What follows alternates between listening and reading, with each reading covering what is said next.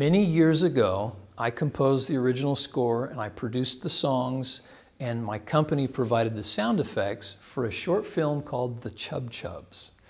The Chub Chubs played at the beginning of Men in Black 2. And I was invited to the premiere at Grauman's Chinese Theater in Hollywood.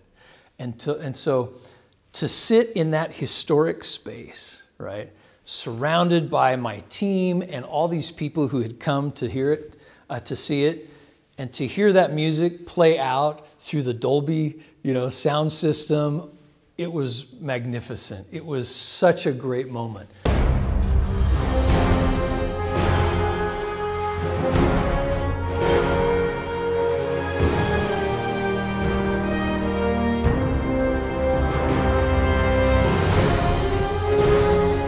I began learning to play piano, drums, cello. My beginning was just loving music. I loved music and I wanted to make music. And I found that music from soundtracks told a story. And so I could make music and be a storyteller at the same time if I wrote soundtracks. And that definitely attracted me to the field. I started playing the piano first when I was 10 years old. And then I picked up drums at 12 and cello at 12. And I started writing my first music when I was about 12 years old. So I've been doing this a long time. I love James Newton Howard's work. He's so diversified. And of course, you can't talk about great film score or video game score without mentioning John Williams, Hans Zimmer, Danny Elfman, and of course, one of my favorite, the late, great James Horner, who we all miss and loved. My first favorite score where I discovered James Newton Howard, The Fugitive. Do you remember The Fugitive score? Oh, it was so good. And one of the things I love about James Newton Howard is he's so versatile, right? You can have something that's epic, like King Kong, for example, or something that's very action-driven, like Salt, or something that's very delicate, like Snow Falling on Cedars. He's just so diverse. It's like there's no style he can't do. And that was attractive to me because I also like to write music in a wide diversity of styles.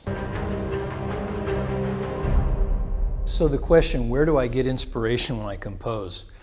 When I was first learning to compose, I did what I think a lot of beginning composers do, is I sit down at the keyboard and I just noodle around until I come up with something that sounds good. That's not the best way to compose.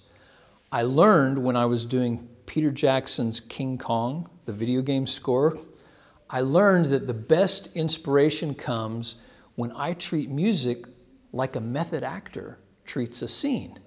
So I imagine myself in that world.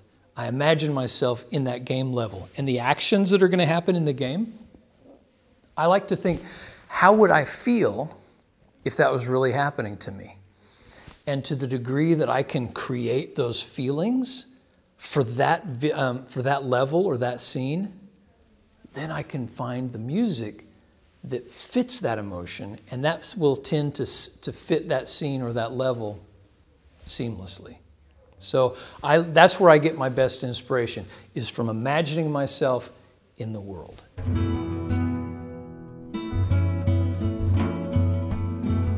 The primary difference between composing for film and TV versus composing for video games is the linear nature of film and television, which is beginning, development, climax, and end, right? Which happen along a timeline. And in video games, that same thing is vertical. Beginning, development, climax, combat, resolution. But you don't know how long any of those are going to last. So with a film or a television show, it's all preset. You know exactly when the hit points are going to happen, how you need to build up. But with a video game, the player is driving the action. And every player will drive it differently. So that's why we have to take those stages of dramatic development and invert them so that we can stay in the introduction as long as we need to. We can stay working through the development as long as the player is in that part of the game. We can build, we can combat, we can climax, and then we can resolve. So to boil it down, the primary difference is that film and television are linear, and you could say that video games are non-linear. I love fantasy, I love sci-fi, and I love adventure. Those are my favorite fields to play in, like Lord of the Rings. I've written music based on Lord of the Rings for over 25, 30 years. Middle-earth is a great playground. But I also love science fiction. Two of my most recent film scores, Tales of a Time Traveler, Unseen Universe, those both happen out in space. I love that kind of thing. You know, Holt's, planets, drawing from that inspiration, taking it. Star Trek, right? I love pulling from those kinds of influences. And of course, the Avatar video game score that I did was kind of a combination of action, adventure, and science fiction. So those are genres that I particularly love. Often when I'm hired to compose music for a game, the company will send me temp music. They'll say, here's kind of what we're thinking. And so then I take that idea and I say, okay, how do I make something original, right? But capture the spirit, the emotion of what the game team is looking for. I love to work with a live orchestra, and I love to work with individual live musicians in the studio. I find, first of all, I like people, right? So being together with other musicians, it makes the process more enjoyable. But I also find that if I can bring other creative minds to join with me on a project, then the music tends to expand. It tends to be richer. It tends to have more artistry. I don't get that when I work by myself with virtual instruments in the studio. So that's one of the reasons why I love to bring in live players. Very early in my career, I had a friend who was a music editor on Return of the King, the Peter Jackson film, right? And I was speaking with him on the phone one day, and he said, "You'll never guess how much the music budget is for Return of the King." And I said, "Okay, how much is it?" He says, "I'm not even kidding. It's $10 million. $10 million. So I had just signed the largest game score contract of my career, which was about $110,000. And I thought, when I first signed that, I thought, man, I've really arrived. This is great. And then when he told me that the budget for that film was 100 times more than my score, that really shattered my paradigm. And I thought, wow. The very top films, the budget for them is enormous. On the other hand, though, indie films, their music budgets tend to be tiny, fractional.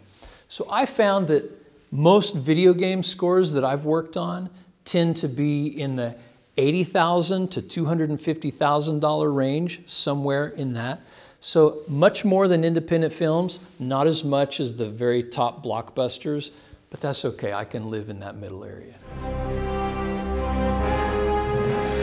When I stood in front of the orchestra for my first Lord of the Rings based video game, and standing in front of the orchestra for the first time with this music and conducting them through the first pieces of music based on J.R.R. Tolkien's work, it just felt magnificent. For me, little old me, right? Growing up in Oklahoma, to be able to now find a connection with one of the greatest fantasy writers of all time, J.R.R. Tolkien, that was a beautiful experience. And I would say that was definitely a highlight of my career.